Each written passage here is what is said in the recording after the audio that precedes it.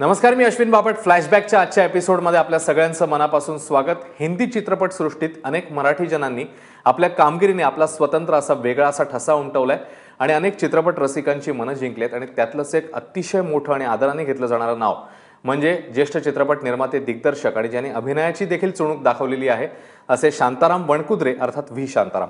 आणि त्यांनी बनवलेला एक माइलस्टोन चित्रपट दो आंखें बारहा, त्याच्या आठवणी आज आपण जागवणार आहोत. आणि त्यासाठी आपल्या सोबत आहेत आपले ज्येष्ठ सिने अभ्यासक आणि लेखक अरुण पुराणिक सर. पुन्हा एकदा सर तुमचं खूप खूप स्वागत. आणि जसं मी म्हटलं की एक मोठा दिग्दर्शक, मोठा खरं तर चित्रपट निर्माता आणि त्यासोबत या पिक्चरमध्ये त्यांनी ॲक्टिंग देखील केली. तर मला तुम्हाला तेच विचारायचं आहे की याचा जन्म मुळात या चित्रपटाचा कुठून झाला, त्याची कथा काय? साधारण 100 वर्षापूर्वी औंध संस्थान म्हणजे पूर्वीचा सातारा आणि आताचा सांगली, त्या औंध संस्थानामध्ये आटपाडीपासून 3 किलोमीटर अंतरावरती एक स्वतंत्रपूर म्हणून गाव आहे. या स्वतंत्रपूर गावामध्ये पहिल्यांदा खुलं कारागृह बांधण्यात आलं. म्हणजे असं होतं की विसापूर जेल आणि एरोडा जेल पुण्याचं, इथे ज्या लोकांना जन्मठेपेची शिक्षा झालेली आहे त्याची शिक्षा 10 वर्ष बंदिस्त कारागृहात भोगल्यानंतर ज्याची वर्तणूक चांगली आहे अशा कैद्यांना पुढची शिक्षा भोगण्यासाठी स्वतंत्रपूरमध्ये ठेवत असत. बर, हे जे कैदी यायचे हे होते पश्चिम महाराष्ट्रातले खुनी दरोडेखोर लोक. आता जन्मठेपेची शिक्षा आहे म्हणजे यू कॅन इमॅजिन. तर इथे असं होतं की या स्वतंत्रपूरमध्ये प्रत्येक कैद्याला 10 गुंठे जमीन कसायला देत असत. सरकारी जमीन कसायची.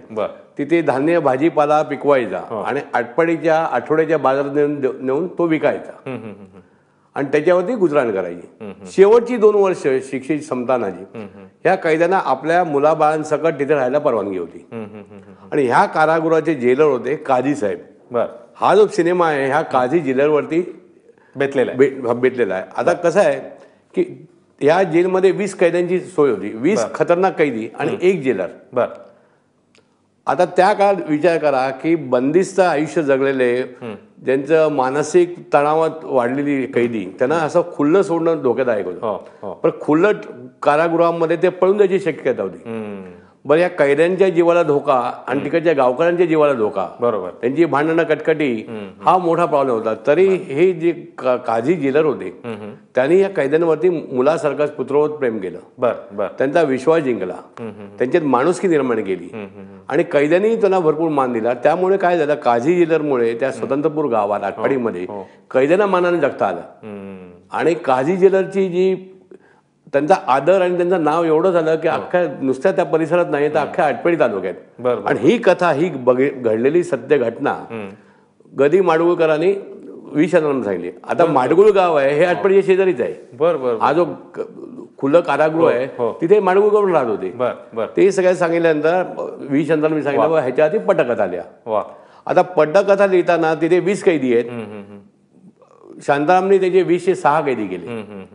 आता असं होतं की कैदी आले, पहिलं शांताराम म्हणलं आता तुरुंगाची पार्श्वभूमी, कैद्यांच्या जीवनाचा चित्रपट, तर ह्याच्यामध्ये गाणी घालावीत की नाही त्यांना संभ्रम होता. बरोबर, गाण्याला जागाच नाहीये. आता कैदी होते म्हणून एक वर्षागीत आणि प्रार्थना गीत आलं. एवढंच झालं. मग पुढे काय करायचं? बरोबर, ते त्याच्यावर विचार करते. पण सिनेमाची सुरुवात ही स्टोरी अशी झाली. वा, म्हणजे ही सत्य घटनेवर असा हा चित्रपट आणि नंतर इतिहास घडवला चित्रपटाने. पण आता तुम्ही बोलताना खूप डिटेलिंग केलं त्याच्यावर. तुमचं काही पर्सनल नातं दिसतंय? पर्सनल नातं म्हणजे काय होतं, तिकडे जे स्वतंत्रपूर गाव आहे आटपाडीचं, तर तिथे एक भवानी हायस्कूल म्हणून आहे. या भवानी हायस्कूलमध्ये हे कैद्यांची मुलं शिकत असत. बरं.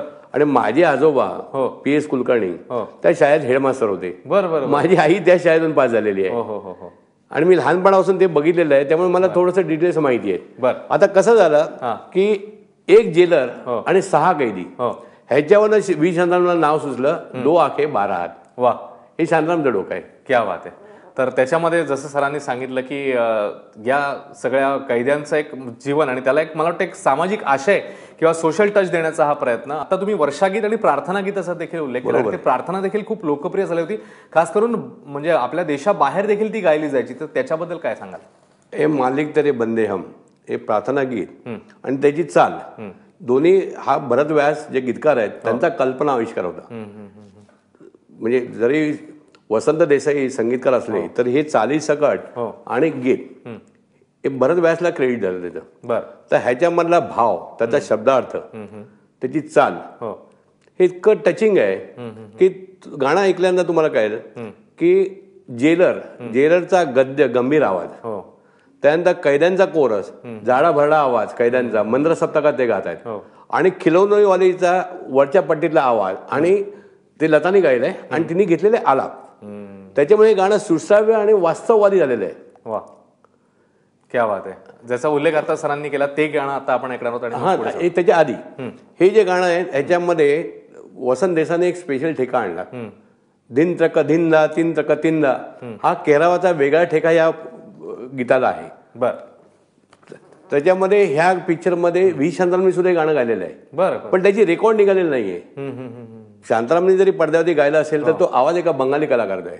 आणि ही प्रार्थना इतकी लोकप्रिय झाली की सगळ्या शाळातून, सामाजिक संस्थातून, विविध आश्रमातून ही सामुदायिकरित्या ही प्रार्थना गायली जात असे. आणि इतकंच नव्हे तर पाकिस्तानातल्या शाळेतून आणि आश्रमातून सुद्धा ही प्रार्थना गीत गात होते. बरोबर. इतकी त्याची लोकप्रियता होती. या खास कार्यक्रमामध्ये आता आपण एक छोटासा ब्रेक घेणार आहोत. ब्रेक नंतर या चित्रपटासंदर्भात आणखी काही खास पाहत राहा एबीपी माझा.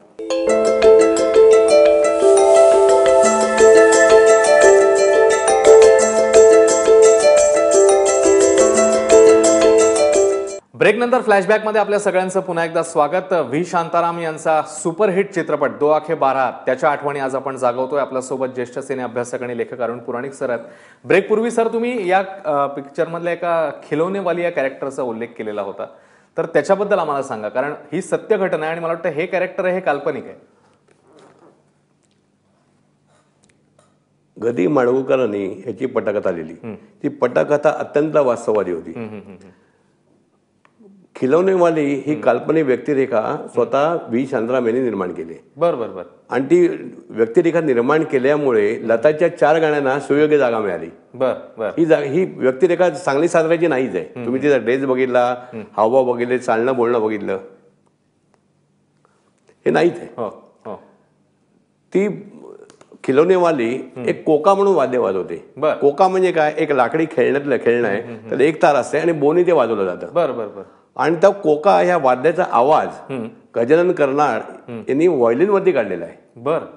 तुम्ही सिनेमा बघितल्यानंतर प्रेक्षकांना नेहमी प्रश्न पडायचा की ही खिलौनेवाली अशी कंबर हलवत कशी चालते.